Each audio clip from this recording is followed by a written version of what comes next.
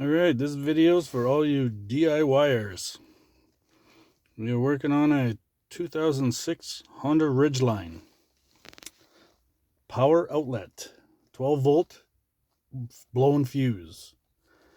So we're going to see about changing that fuse. We'll just be going out under the hood of the truck.